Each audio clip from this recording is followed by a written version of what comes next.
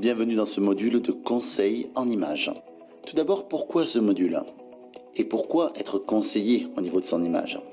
Il faut savoir que, évidemment, j'enfonce une porte ouverte, mais vous êtes vu avant d'être entendu. Votre image est un facteur de réussite professionnelle et personnelle. C'est une évidence, même si, évidemment, la majorité des gens vous diront qu'ils ne jugent jamais au physique ou à la manière de s'habiller, mais dans les faits, inconsciemment, c'est ce qu'il se passe.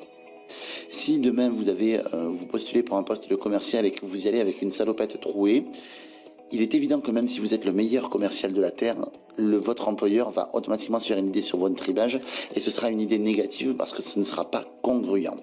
Le conseil en image est un outil de communication essentiel pour développer des relations professionnelles efficaces, mais également des relations personnelles efficaces. Il permet de développer une meilleure confiance en vous et de mieux communiquer avec les autres au service de votre entreprise. Il y a quelques temps, je ne comprenais pas trop ça, mais un de mes mentors en vente m'avait dit « Yannick, quand tu prospectes, même quand tu es chez toi, je t'interdis de prospecter en caleçon ou en pyjama. Je veux que tu prospectes en costume, rasé, lavé et comme si tu venais au bureau.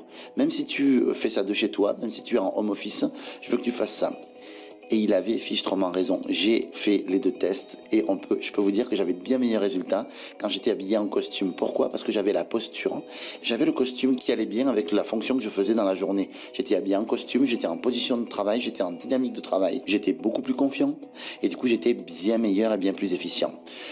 L'objectif ici est de trouver la meilleure adéquation possible, la meilleure cohérence entre votre image, la fonction occupée, le secteur d'activité de l'entreprise, l'interlocuteur rencontré est évidemment votre personnalité. Et même si vous n'avez pas l'habitude, faites l'effort parce qu'il s'agit d'une représentation et vous voulez mettre toutes les chances de votre côté. Alors vous me direz, comment obtenir cette cohérence? Posez-vous la question, qui suis-je? Quelles sont les valeurs de l'entreprise? Quels sont les messages que j'ai envie de faire passer? Quels sont les codes vestimentaires de l'entreprise, d'accessoires, de coiffure? Par exemple, j'ai travaillé un temps pour une entreprise qui s'appelait Télé2 Mobile et dans cette entreprise-là, les garçons n'avaient jamais de cravate. C'était comme ça, c'était établi, c'était une entreprise qui se voulait jeune, dynamique et ils ne voulaient pas de cravate. C'était une information qui était relativement facile à trouver. Avec un petit peu d'observation, en cherchant sur Internet, on voyait bien que les gens, le PDG ou autre, n'avaient pas de cravate. Et du coup, c'est le genre de recherche qu'il faut faire pour essayer de se conformer à au style de l'entreprise. Ça montre de vous que vous êtes vraiment intéressé à l'entreprise et que vous faites en sorte d'être corporate. Une fois que vous aurez fait ce travail-là, vous aurez enfin fait de votre image un facteur de réussite. Alors entrons maintenant dans le vif du sujet avec des conseils concrets sur le code vestimentaire, que vous soyez homme ou femme. Tout d'abord, il y a 3 règles d'or à respecter. La règle numéro 1, c'est qu'il faut vous mettre en scène avec votre look, votre attitude et vos compétences. La règle numéro 2, c'est de montrer qui est derrière le CV, votre personnalité. Qui est le candidat et la personnalité que le recruteur a en face de lui. La règle numéro 3, adopter des codes d'apparence qui vont manifester le désir d'appartenance à une tribu professionnelle. On l'a vu un petit peu, mais c'est vraiment 3 règles d'or que je vais vous demander de retenir et d'appliquer. Passons maintenant aux conseils concrets pour les femmes.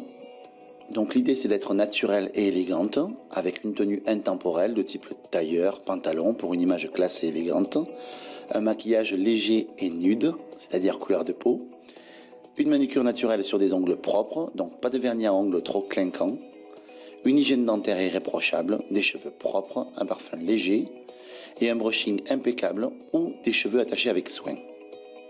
Toujours pour les femmes maintenant, les 7 erreurs qui peuvent vous coûter cher.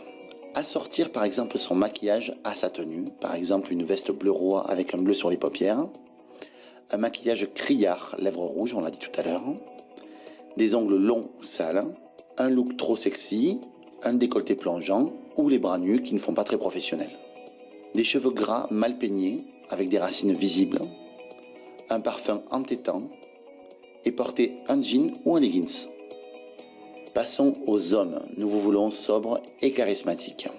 Un costume sobre, bien ajusté, avec des couleurs unies, une hygiène dentaire impeccable, la barbe rasée, un parfum léger, des cheveux bien coupés ou bien peignés, des chaussures cirées non usées, des chaussettes unies assorties au costume, une cravate sobre, sans rayures ni motifs, et une chemise unie avec un col impeccable.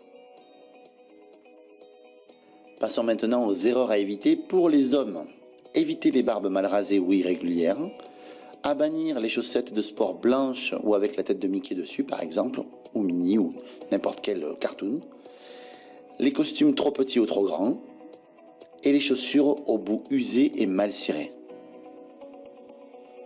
Voici nos conseils bonus pour les hommes et pour les femmes. Le premier, c'est ne jamais porter de vêtements neufs lors de l'entretien. Cela se voit et pourrait dénoter que vous n'avez pas l'habitude de vous habiller comme ça. On ne vous reprochera jamais d'être trop classique, donc privilégiez le classicisme à l'originalité trop marquée. Ne cherchez pas à accessoiriser votre tenue à tout prix. Ne prenez pas à la légère la question de l'hygiène. Et quelques gouttes de rescue pour réguler la transpiration en situation de stress. C'est une huile essentielle que vous pourrez retrouver dans toute bonne pharmacie ou parapharmacie. Voilà pour ce module Image de soi, je vous dis à très bientôt.